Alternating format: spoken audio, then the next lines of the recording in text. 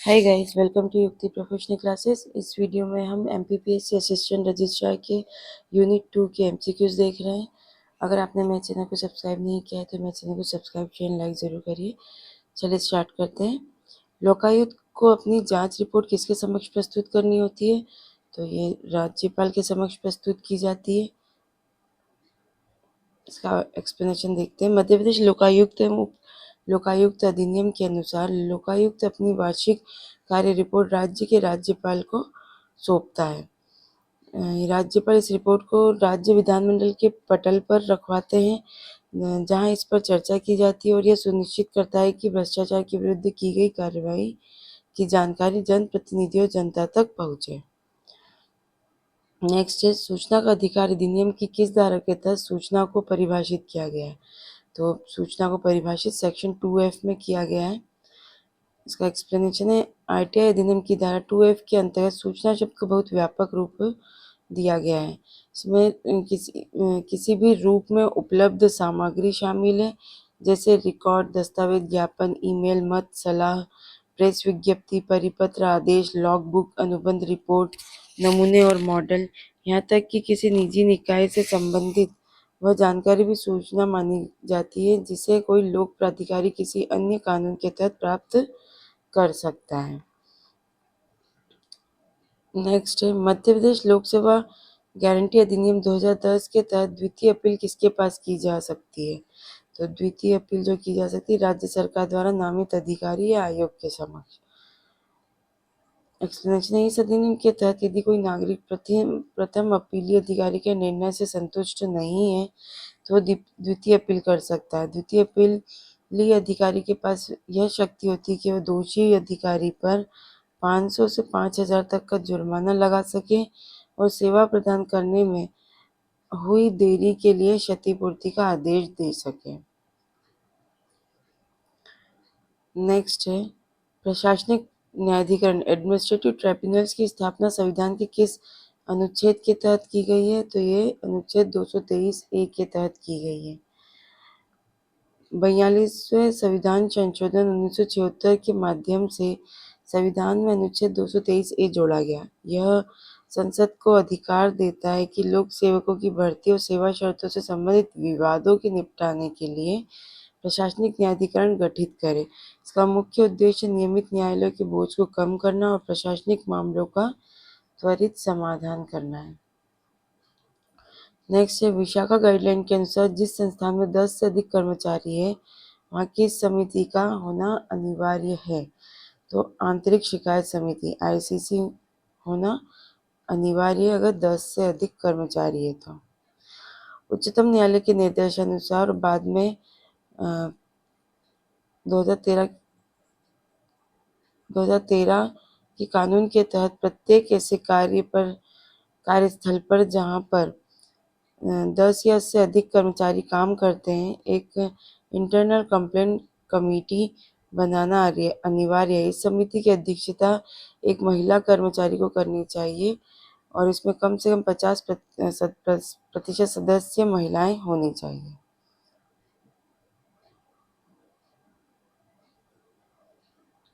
मध्य प्रदेश लोक सेवा आयोग के सदस्यों को उनके पद से कौन हटा सकता है? तो पद से केवल भारत के राष्ट्रपति ही हटा सकते हैं।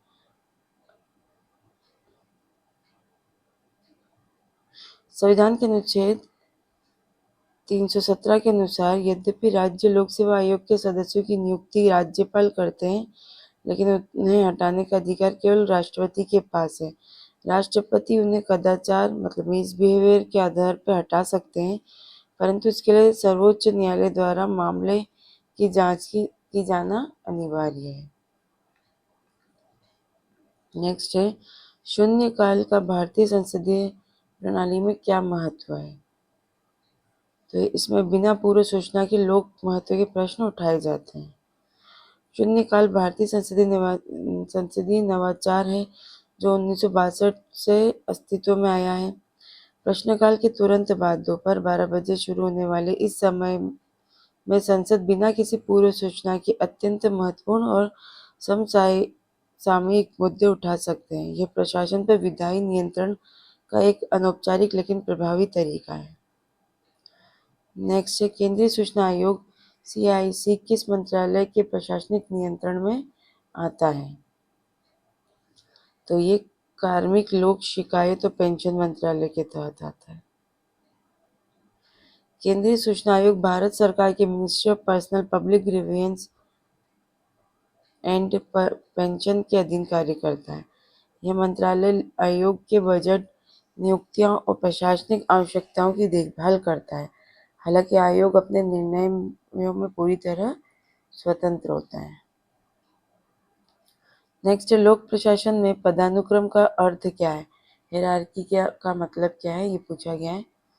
तो यहाँ पे उच्च अधीनस्थ संबंधों की श्रृंखला,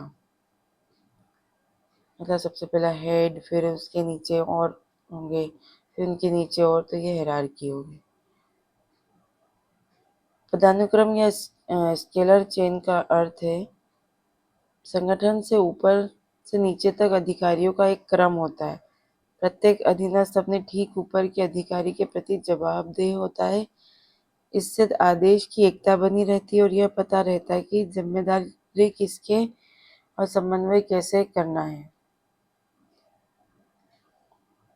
नेक्स्ट है लोक सेवा गारंटी अधिनियम के तहत सेवा में देरी होने पर दंड की राशि कितनी है?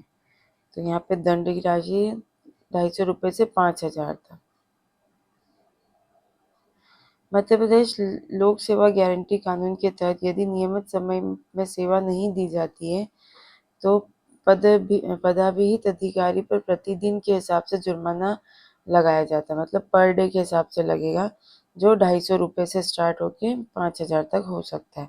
मतलब प्रतिदिन कम से कम 250 रुपये लगाया जा सकता है और उसको मैक्सिमम 5,000 तक कर सकते हैं। यह राष्ट्रीय अधिकारी के वेतन से काटकर आवेदक की को क्षतिपूर्ति के रूप में दी जा सकती है। नेक्स्ट है भ्रष्टाचार निवारण अधिनियम 1988 किस धारा के तहत लोक सेवक को परिभाषित किया गया है? तो यह है सेक्शन 2C के तहत। इस अधिनियम की धारा 2C लोक सेवक की परिभाषा देती है। इसमें न केवल सरकारी कर्मचारी बल्कि स्थानीय निकायों के कर्मचारी, न्यायाधीश, सहकारी समितियों के पदाधिकारी और सरकारी सहायता प्राप्त शैक्षणिक संस्थानों के कर्मचारी और कुल सचिव भी शामिल होते हैं। नेक्स्ट है ऑडिट प्रशासन पर नियंत्रण का कौन सा प्रकार है? मतलब ऑडिट के तहत प्रशासन पर नियंत्रण किया जा रहा है, तो ये बाहरी और वित्तीय नियंत्रण के अंतर्गत शामिल है। ऑडिट या लेखा परीक्षक यह सुनिश्चित करता है कि सरकारी धन उसी उद्देश्य के लिए खर्च किया गया है जिसके लिए वह स्वीकृत था। भारत में CAG नियंत्रक एवं महालेखा परीक्षक के माध्यम से यह नियंत्रण रखा जाता है, जो प्रशासन की वित्तीय शुचिता और जवाबदेही सुनिश्चित करता है। RTI एक्ट की कौन सी धारा सूचना के प्रकटीकरण से एग्जम्पशन फ्रॉम डिस्क्लोजर प्रदान करती है? तो ये सेक्शन 8 के तहत एग्जम्पशंस दी गई है। धारा 8 सबसे महत्वपूर्ण क्योंकि यह उन धाराओं का वर्णन करती है जिनके तहत सरकार जानकारी देने से मना कर सकती है। इसमें देश की संप्रभुता, सुरक्षा, रणनीति, हित, विदेशी राज्यों के साथ संबंध, कैबिनेट के विचार विमर्श और किसी व्यक्ति की गोपनीयता शामिल है। नेक्स्ट है विश्वविद्यालय प्रशासन में रजिस्ट्रार कुल सचिव की मुख्य भूमिका क्या होती है? तो यहाँ पे मुख्य कार्यकारी और प्रशासनिक अधिकारी के रूप में कार्य करना है। चीफ एग्जीक्यूटिव एंड एडमिनिस्ट्रेटिव के रूप में काम करना। कुल सचिव विश्वविद्यालय का स्थायी मुख्य प्रशासनिक अधिकारी होता है। वह विश्वविद्यालय की संपत्ति, अभिलेख और सामान्य प्रशासन का संचालन संरक्षक होता है। वह कार्य परिषद, एग्जीक्यूटिव काउंसिल और सीनेट का सचिव भी होता है और प्रशासन और शैक्षणिक गतिविधियों के बीच समन्वय स्थापित करता है। नेक्स्ट है नैतिकता और आचार संहिता का मुख्य उद्देश्य क्या है? कोड ऑफ कंडक्ट का मुख्य उद्देश्य क्या है? तो यहाँ पे लोक सेवकों के व्यवहारों की को अनुशासित और पारदर्शी बनाना है ना। तो पब्लिक ऑफिसर जो है उनके जो बिहेवियर है उसको डिसिप्लिन में लाने के लिए और ट्रांसपेरेंसी लाने के लिए यहाँ पे कोड ऑफ कंडक्ट और नैतिकता लाया जाता है। आचार संहिता लोक सेवकों के लिए व्यवहार के नियमों का एक सेट है। यह उन्हें बताता है कि पद पर रहते हुए उन्हें क्या करना चाहिए और क्या नहीं। इसका उद्देश्य भ्रष्टाचार को रोकना, निष्पक्षता सुनिश्चित करना और जनता का प्रशासन में विश्वास बनाए रखना है। लोकपाल शब्द का शाब्दिक अर्थ क्या है?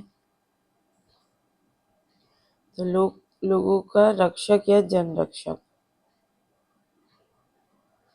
लोक का अर्थ है जनता और पाल का अर्थ है रक्षक या पालक, अतः लोकपाल का अर्थ है जनता के हितों की रक्षा करने वाला अधिकारी। यह संस्था नागरिकों को सरकारी अधिकारियों के दुर्व्यवहारों और भ्रष्टाचारों से बचाने के लिए बनाई गई है। नेक्स्ट है प्रशासनिक सुधार आयोग ARC की पहली रिपोर्ट ने किस संस्था के गठन की सिफारिश की थी? तो यह है लोकपाल और लोकायुक्त। 1966 में मोरारजी देसाई की अध्यक्षता में गठित प्रथम प्रशासनिक सुधार आयोग ने भारत में भ्रष्टाचार और प्रशासनिक अक्षमता को दूर करने के लिए स्कैंडिनेवियाई देशों के तर्ज पर लोकपाल और लोकायुक्त संस्था बनाने का प्रबल सुझाव दिया था। डेलीगेट लेजिस्लेशन प्रत्यायोजित विधान का क्या अर्थ है? इसका अर्थ है कार्यपालिका द्वारा संसद से मिली शक्ति के तहत नियम बनाना।